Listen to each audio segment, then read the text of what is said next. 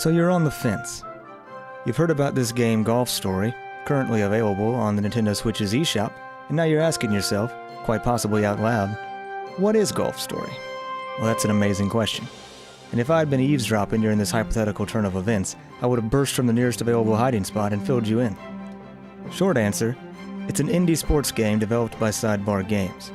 Long answer, it's a currently Switch-exclusive, retro-style, role-playing golf adventure game with a 15-hour storyline and a surprisingly customizable multiplayer.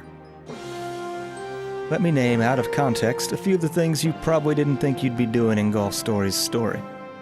Play frisbee golf. Traumatize local wildlife. Take part in an archaeological dig. Solve a murder mystery. Befriend a dwarven blacksmith who can infuse your golf club with an elemental power.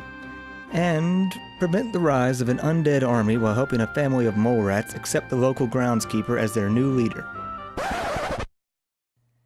Okay, maybe I made that last one up. Now, if any of that has caused your ears to perk up with excitement, and you're open to some alternative experiences, the less you know the better. Just go ahead and buy it.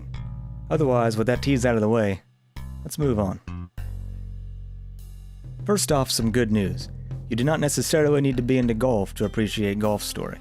Let me go on record as having said that golf is legitimately the only sport I've ever fallen asleep while watching on TV. However, I do very much enjoy Mario Golf, and I'm the only person that I know who likes to play the mildly entertaining but incredibly slapdash golf minigame in GTA 5. So if you find yourself similarly inclined, sleep peacefully knowing that true golf fanhood is not a requirement for liking Golf Story. But at the end of the day, it is a golf game, right? It's right there in the first half of the extremely honest title, Golf Story. So how good, technically speaking, is the golfing? While the game's visuals could easily be mistaken in passing for a SNES game, don't let it fool you. It's a colorful retro delight, but the gameplay has a fair amount of depth to it. There are tons of things that can affect each and every swing you take. Everything from changing clubs, adding top or backspin, moving the hit point on the ball, the timing for perfect power or accuracy, to the effects from each of the individual courses like wind, ball location, and even some fun little course-specific hazards.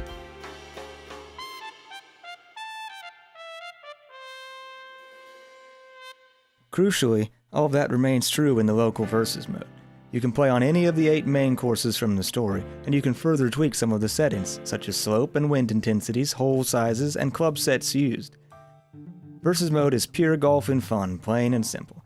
If you're looking to just sit down and hit the course with a buddy, you could do much, much worse than Golf Story. It's easy enough to pick up and play, but there's enough depth that there is something to get good at and master. And when you nail a perfect chip in against the wind from a good ways out to nab an eagle, it feels really good. I found myself wishing that I could record any replay at will several times throughout my playthroughs.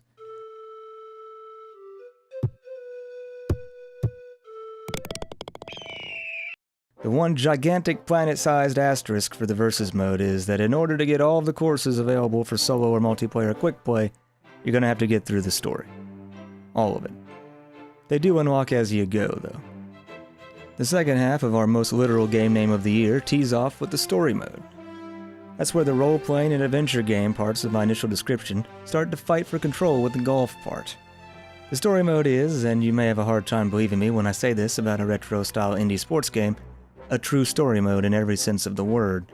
A plot actually unfolds, characters talk, a lot, and there are side quests to do, sometimes involving very loose interpretations of the word golf, and light RPG elements are introduced with varying degrees of success. Whether or not any of that is a good thing is going to vary from person to person. As far as the RPG elements go, you've got different clubs you can change out with different perks to them. Examples include longer range, straighter shots, more power in bunkers, among other things. Even some special kind of clubs that really only make sense in this game. Every quest you complete, side or main, gives you XP that you can dump into 5 stats. But without getting even more wordy, the stats, which don't matter outside of the story mode anyway, can feel a bit pointless. All other stats, purity, strike, ability, and spin, go negative as you add to your power. So, to my mind anyway, you're basically required, or at least heavily compelled, to spend time pushing every stat up together, in such a way as to not cripple yourself every time you want to add to your power. So in reality, the game might as well have just given you a lot less total points It just had you dump them into power slowly as you progressed. Or better yet, just raised your power automatically as you leveled and not bothered with skill points at all. Beyond the dialogue, plot, and side quests, those are the only two RPG elements at play here. Mechanically, the RPG side is pretty minor, but the story itself is not only fairly long, as mentioned earlier, but it's also shockingly well done. It's charming, humorous, and it works really, really well as a way to string some golf-related gameplay together and slowly ramp up the challenge to test your skills. Personally, I feel it's one of the most well-done and satisfying difficulty curves in recent memory. But it can be a lot to endure if you're only here to tee up for some golf and call it a day. So here we find the catch-22 of Golf Story. If you can't sit through the story and you only want to play some golf, you're not going to have anything available for the quick play mode without completing it. So while it is likely a good enough game mechanically to hold up without playing the story, there really wouldn't be anything to play. You're better off looking elsewhere. Inversely, if a competent bit of golf gameplay doesn't really matter to you and you just want to play through a charming little story, there isn't much non-golf gameplay to go around aside from reading text. And the difficulty does increase as you go, so if golf isn't really your thing, I can't guarantee you'll be able to get all the way through the game. So somewhere out there exists a substantially sized gray area of people who should definitely buy Golf Story. At the end of the day, it is a clever little combination of sports game and adventure game that I haven't ever really seen done before. And in truth, it was executed way better than it probably had any right to be. There's so much to like about Golf Story.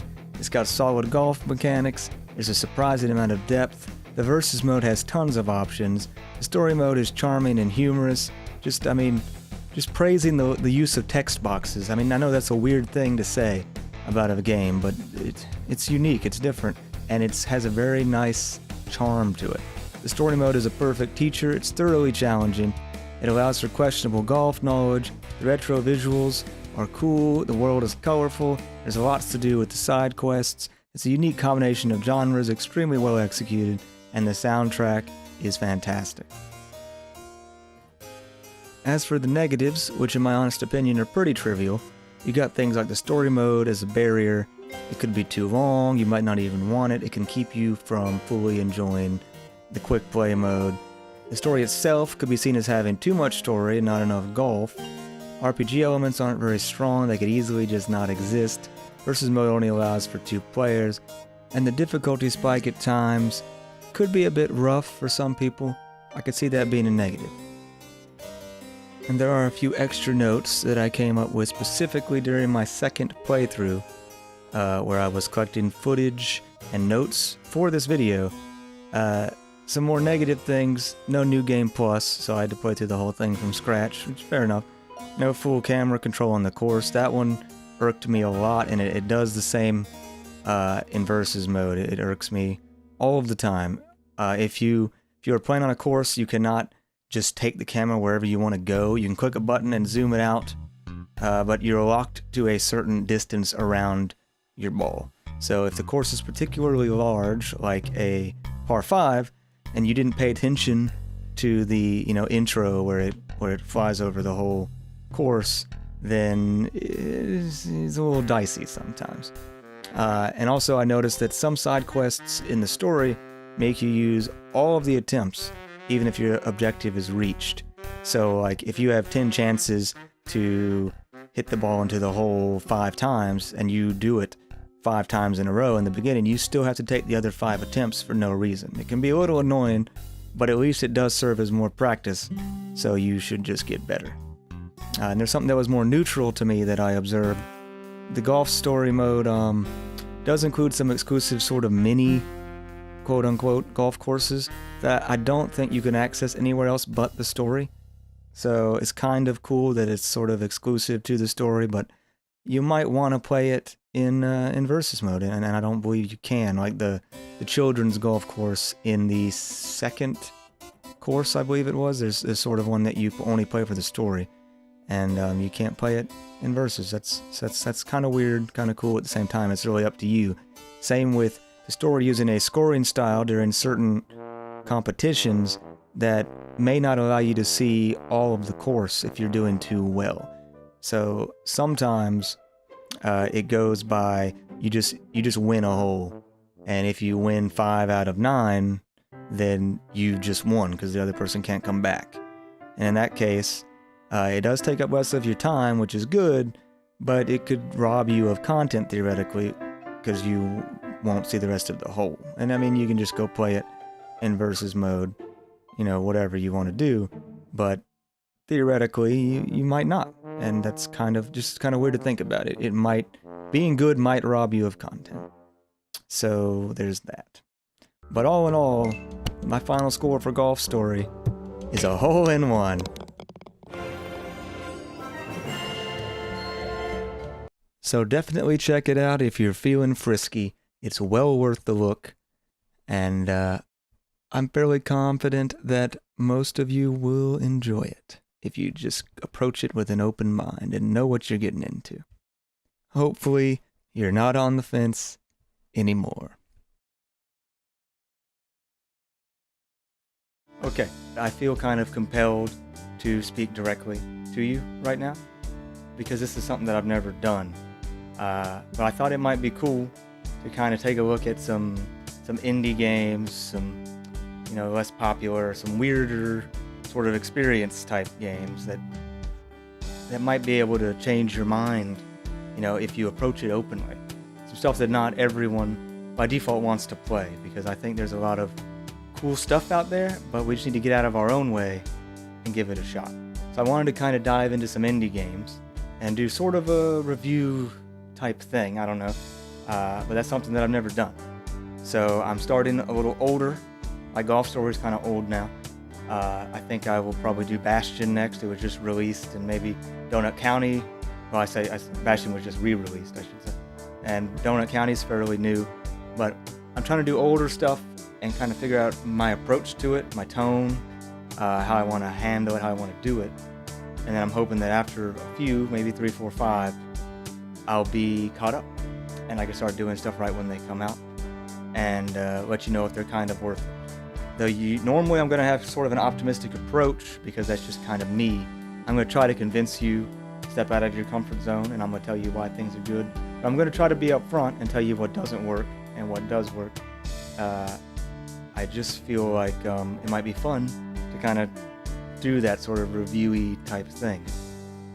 But anyway, if there's something that you think I should take a look at, maybe do, maybe not, whatever, just let me know. I'll be happy to check it out.